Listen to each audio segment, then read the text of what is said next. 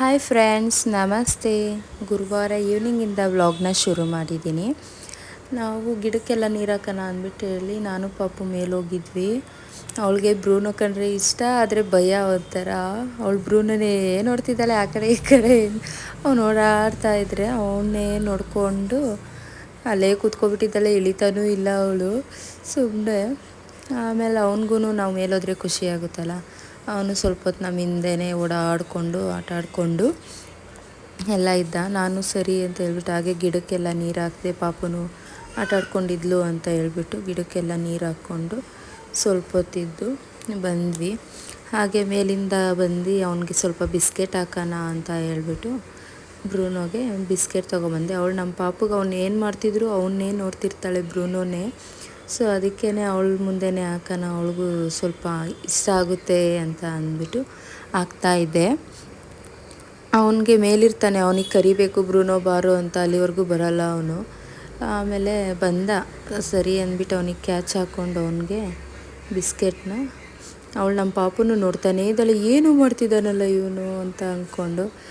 ಆಮೇಲೆ ಅವನಿಗೂ ಬಿಸ್ಕೆಟ್ ಎಲ್ಲ ಹಾಕ್ಬಿಟ್ಟು ಈವ್ನಿಂಗು ಬಜ್ಜಿ ಮಾಡೋಣ ಅಂತ ಹೇಳ್ಬಿಟ್ಟು ಬಜ್ಜಿ ಮಾಡ್ಕೊಂಡಿದ್ವಿ.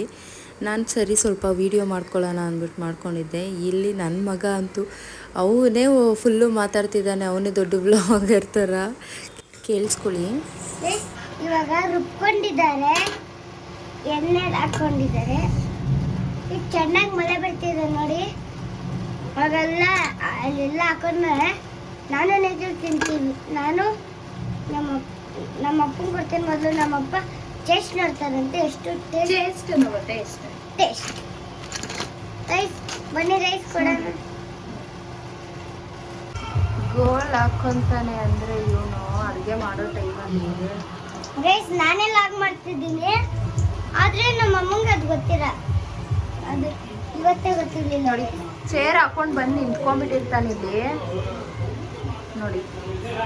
ಎಣ್ಣೆ ಬಾರು ಈ ಕಡೆ ಅಂದ್ರೂ ಕೇಳಲ್ಲ ಅಂತಂತೆ. ನಂಗೆ ಎಣ್ಣೆಂದ ತುಂಬ ಭಯ ಇಲ್ಲ, ಅದಕ್ಕೆ.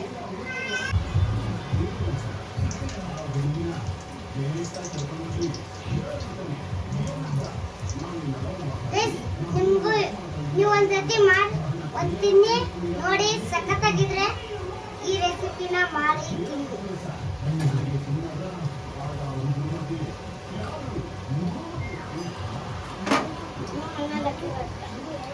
ಚೆನ್ನಾಗೈತಾ? ಹೆಂಗಿದೆ? ಚೆನ್ನಾಗಿದೆ. ನಮ್ಮನೆ ಹತ್ರ ಅಂತೂ ತುಂಬ ದಿನ ಆದಮೇಲೆ ಮಳೆ ಬಂದಿದೆ. ಬೇರೆ ಕಡೆ ಎಲ್ಲ ಬೀಳ್ತಿದ್ರು, ನಮ್ಮನೆ ಹತ್ರ ಮಳೆನೇ ಬಂದಿರಲಿಲ್ಲ. ಅವತ್ತಂತೂ ಫುಲ್ಲು ಖುಷಿಯಾಗೋಯ್ತು ಮಳೆ ಬಂದಿದ್ದು. ಚೆನ್ನಾಗಿತ್ತು ವೆದರೆಲ್ಲ, ಒಳ್ಳೆ ಮಳೆ ಬಂದಿರೋದು. ಇನ್ನೂ ಸ್ವಲ್ಪ ದಿನ ಮಳೆ ಬರಬೇಕಿತ್ತು, 2 ದಿನ ಬಂದುಬಿಟ್ಟು ಸುಮ್ಮನಾಗೋಯ್ತು ಅಷ್ಟೇ. ನಾನಿಲ್ಲಿ ನಿಮ್ಮ ಜೊತೆ ಇವತ್ತು ಒಂದು ಸಾಂಬಾರು ರೆಸಿಪಿನ ಶೇರ್ ಮಾಡ್ಕೊಳ್ಳೋಣ ಅಂದ್ಬಿಟ್ಟು. ಇದು ಬೇಗ ಆಗುತ್ತೆ, ಕ್ವಿಕ್ ಸಾಂಬಾರು. ಸ್ವಲ್ಪ ಅರ್ಜೆಂಟ್ ಈ ಕೆಲ್ಸಕ್ಕೆ ಹೋಗೋರೆಲ್ಲ ಇದ್ದರೆ ಬೇಗ ಮಾಡ್ಕೋಬೋದು ಇದನ್ನು ರೆಡಿ ಮಾಡಿಕೊಂಡು. ನಾನಿಲ್ಲಿ 2 ಈರುಳ್ಳಿ ಮತ್ತು ಸ್ವಲ್ಪ ಹಸಿ ಕಾಯಿ ತೆಂಗಿನಕಾಯಿನ ತೊಗೊಂಡು 1 ಕಪ್ ಆಗೋಷ್ಟು ರುಬ್ಕೊತಾ ಇದ್ದೀನಿ. ನಾನಿಲ್ಲಿ ಮೂಲಂಗಿ ಬಳಸ್ಕೊಂಡು ಮಾಡ್ಕೊಂಡಿದ್ದೀನಿ ಸಾಂಬಾರನ್ನ. ಆದರೆ ನೀವು ಬೇರೆ ಯಾವ ತರಕಾರಿ ಬೇಕಿದ್ರೂ ಹಾಕ್ಕೊಂಡು, ಇಲ್ಲ ಕಾಳನ್ನ ಹುರಿದ್ಬಿಟ್ಟು ಸಹ ಹಾಕ್ಕೊಂಡು ಮಾಡ್ಕೊಬೋದು. ಸೇಮ್ ಪ್ರೊಸೀಜರೇ, ತುಂಬ ಚೆನ್ನಾಗಿರುತ್ತೆ ಟೇಸ್ಟು ಸಹ. ಇಲ್ಲಿ ನಾನು ಈರುಳ್ಳಿ ಮತ್ತು ಕಾಯಿನ ಹಾಕ್ಕೊಂಡು ರುಬ್ಕೊಂಡ್ಮೇಲೆ ಮತ್ತು ಅದಕ್ಕೆ 4 ಟೊಮೆಟೊ ತೊಗೊಂಡಿದ್ದೀನಿ. ನಾನು ಸ್ವಲ್ಪ ದಪ್ಪ ಇರೋ ಟೊಮೆಟೊ ಆಗಿದ್ದರಿಂದ 4 ತೊಗೊಂಡಿದ್ದೀನಿ. ನೀವು 1-2 ಮೀಡಿಯಮ್ ಸೈಜ್ ಆದರೆ ಇನ್ನೂ 1-2 ಎಕ್ಸ್ಟ್ರಾ ಹಾಕ್ಕೊಂಡೆ ಇನ್ನೂ ಚೆನ್ನಾಗಿರುತ್ತೆ ಟೇಸ್ಟು. ಹಾಗೆ ಟೊಮೆಟೊ ಸ್ವಲ್ಪ ಜಾಸ್ತಿ ಬೇಡ ಅಂದರೆ ನೀವು ಸ್ವಲ್ಪ ಹುಣಸೆಹಣ್ಣು ಹಾಕ್ಕೊಂಡು 1-3 ಟೊಮೆಟೊ ಸಹ ಹಾಕ್ಕೋಬೋದು. ಹಾಗೆ ನಾನು ಅದಕ್ಕೆ 1-2 ಸ್ಪೂನ್ ಆಗೋಷ್ಟು ಸಾಂಬಾರು ಪುಡಿ ನಾನು ಸಹ ಹಾಕ್ಕೊತಾ ಇದ್ದೀನಿ ಟೊಮೆಟೊ ಜೊತೆ. 2 ಸ್ಪೂನ್ ಸಾಂಬಾರು ಪುಡಿ, ಟೊಮೆಟೊ, ಕಾಯಿ ತುರಿ, ಆಮೇಲೆ ಈರುಳ್ಳಿ, 4 ಇಂಗ್ರೀಡಿಯೆಂಟ್ ರುಬ್ಕೊಳ್ಳೋಕ್ಕೆ. ಇಷ್ಟು ರುಬ್ಕೊಂಡ್ರೆ ನಿಮಗೆ ಸಾಂಬಾರು ದಿಢೀರಂತ ರೆಡಿಯಾಗಿಬಿಡುತ್ತೆ. ಕೆಲವೊಬ್ಬರು ಬೇಳೆ ಎಲ್ಲ ಬೇಯಿಸ್ಬಿಟ್ಟು ಆಮೇಲೆ ಮೂಲಂಗಿ ಸಾಂಬಾರನ್ನ ಮಾಡ್ತಾರೆ. ನನಗೆ ಆ ಥರ ಇಷ್ಟ ಆಗೋಲ್ಲ. ಆ ಥರ ಮೂಲಂಗಿ ಸಾರಲ್ಲಿ ಆ ಥರ ಇಷ್ಟ ಆಗೋಲ್ಲ. ತರಕಾರಿ ಸಾಂಬಾರಾದರೆ ನಾನು ಹಾಗೆ ಮಾಡೋದು. ನಾನು ಮೂಲಂಗಿ ಸಾರನ್ನ ಇದೇ ಥರ ಮಾಡ್ಕೊತೀನಿ. ಈಗ ನೋಡಿ ನಾನು ಮಸಾಲೆ ಸಹ ರುಬ್ಕೊಂಡಿದ್ದೀನಿ. ನೀವು ಒಂದು ಸತಿ ಟ್ರೈ ಮಾಡಿ, ನಿಜ ನಿಮಗೂ ಇಷ್ಟ ಆಗುತ್ತೆ. ಎಷ್ಟು ಟೇಸ್ಟಿಯಾಗಿರುತ್ತೆ ಒಟ್ನಲ್ಲಿ ಸಾಂಬಾರು. ನಮಗೆ ಮೂಲಂಗಿ ಸಾಂಬಾರು ಅದು ಸ್ಮೆಲ್ಗೇ ಒಂಥರ ಅನಿಸುತ್ತೆ, ಆದರೆ ಈ ಥರ ತಿಂದರೆ ಏನೂ ಸ್ಮೆಲ್ಲು ಆ ಥರ ಎಲ್ಲ ಏನೂ ಇಲ್ಲ, ಟೇಸ್ಟಿಯಾಗಿರುತ್ತೆ. ಹಾಗೆ ನಾನು ಸ್ಟವ್ ಮೇಲೆ ಒಂದು ಕುಕ್ಕರ್ ಇಟ್ಕೊಂಡಿದ್ದೀನಿ. ಆ ಕುಕ್ಕರ್ಗೆ ಸ್ವಲ್ಪ ಎಣ್ಣೆ ಹಾಕ್ಕೊಂಡು, ಎಣ್ಣೆ ಕಾದ್ಮೇಲೆ ಅದಕ್ಕೆ ಒಂದು ಸ್ಪೂನ್ ಸಾಸಿವೆ ಹಾಕ್ಕೊಂಡು, ಈಗ ಸಾಸಿವೆ ಸಿಡಿದ ಮೇಲೆ ಅದಕ್ಕೆ ಹಾಗೆ ಕರಿಬೇವು, ಆಮೇಲೆ ನಾನು ಒಂದು ಈರುಳ್ಳಿ ಒಗ್ಗರಣೆಗೆ ಅಂತ ಹಾಫ್ ಈರುಳ್ಳಿ ಕಟ್ ಮಾಡಿಕೊಂಡಿದ್ದೀನಿ, ಅರ್ಧ ಈರುಳ್ಳಿನ ಅದನ್ನು ಸ್ವಲ್ಪ ಬಾಡಿಸ್ಕೊಂಡು, ಹಾಗೆ ಒಗ್ಗರಣೆಗೆ ಸ್ವಲ್ಪ ಹಿಂಗನ್ನ ಹಾಕ್ಕೊಳ್ಳಿ, ಚೆನ್ನಾಗಿರುತ್ತೆ ಟೇಸ್ಟು. ಹಿಂಗನ್ನ ಹಾಕ್ಕೊಂಡು ಸ್ವಲ್ಪ ಈರುಳ್ಳಿನ ಫ್ರೈ ಮಾಡಿಕೊಂಡು, ಆಮೇಲೆ ಮೂಲಂಗಿ ತೊಳೆದ್ಬಿಟ್ಟು ಕಟ್ ಮಾಡಿಟ್ಕೊಂಡಿರ್ತೀವಲ್ಲ ಆ ಮೂಲಂಗಿನೂ ಸಹ ಇದು ಸ್ವಲ್ಪ ಬ್ರೌನ್ ಆದಮೇಲೆ, ಈರುಳ್ಳಿ ಎಲ್ಲ ಬ್ರೌನ್ ಆದಮೇಲೆ ಮೂಲಂಗಿನೂ ಸಹ ಹಾಕ್ಕೊಂಡು ಅದು ಸ್ವಲ್ಪ 1-2 ನಿಮಿಷ ಅದನ್ನ ಹಾಗೆ ಫ್ರೈ ಮಾಡ್ಕೊಳ್ಳಿ, ಅದ್ರ ರಾ ಸ್ಮೆಲ್ಲೆಲ್ಲ ಹೋಗೋ ಥರ. ಈರುಳ್ಳಿ ಮತ್ತು ಮೂಲಂಗಿನೆರಡನ್ನೂ ಒಂದೇ ಸತಿ ಸಹ ಹಾಕ್ಕೋಬೋದು. ಹಾಕ್ಕೊಂಡು ಫ್ರೈ ಮಾಡ್ಕೊಂಡು ಅದು ಸ್ವಲ್ಪ ಹೊತ್ತು ಆದಮೇಲೆ ರುಬ್ಬಿರ್ತಕ್ಕಂಥ ಮಸಾಲಾನ ಹಾಕ್ಕೊಂಡು ನೀಟಾಗಿ ಎಲ್ಲ ಮಿಕ್ಸ್ ಮಾಡ್ಕೊಳ್ಳಿ. ಇದರಲ್ಲಿ ಒಟ್ಟಿನಲ್ಲಿ ಹಸಿ ಮಸಾಲ ಅಲ್ವಾ ನಾವು ಹಾಕ್ತಾ ಇರೋದು, ಯಾವುದು ಫ್ರೈ ಮಾಡಿಲ್ಲ, ಎಣ್ಣೆಲಿ ಹುರ್ಕೊಂಡಿಲ್ಲ, ಏನೂ ಇಲ್ಲ. ಅದಕ್ಕೆ ಅದೊಂಥರ ಟೇಸ್ಟೇ ಚೆನ್ನಾಗಿರುತ್ತೆ. ಬೇಕಿದ್ರೆ ನೋಡಿ, ನಿಮಗೆ ಕುಕ್ಕರ್ ವಿಷಲ್ ಬಂದಾಗೆ ಆ ಸಾರ್ದು ಸ್ಮೆಲ್ ಬರ್ತಾ ಇರುತ್ತೆ, ಆ ಸ್ಮೆಲ್ಗೇ ಘಮ ಘಮ ಅಂತ ಅನಿಸುತ್ತೆ. ಬೇಕಿದ್ರೆ ನೀವು ಟ್ರೈ ಮಾಡಿ ನೋಡಿ, ತುಂಬ ಚೆನ್ನಾಗಿರುತ್ತೆ ರೆಸಿಪಿ. ನಾನಿದು ಹಾಗೆ ಸ್ವಲ್ಪ ಇದಕ್ಕೆ ಮಸಾಲ ಎಲ್ಲ ಹಾಕ್ಕೊಂಡು ಜಾರಲ್ಲೇ ಸ್ವಲ್ಪ ನೀರೆಲ್ಲ ತೊಳ್ಕೊಂಡು, ಆ ಜಾರ್ ತೊಳ್ಕೊಂಡಿರೋ ನೀರನ್ನೇ ಸ್ವಲ್ಪ ಹಾಗೆ ಬಗ್ಗಿಸ್ಕೊತಾ ಇರ್ತೀನಿ.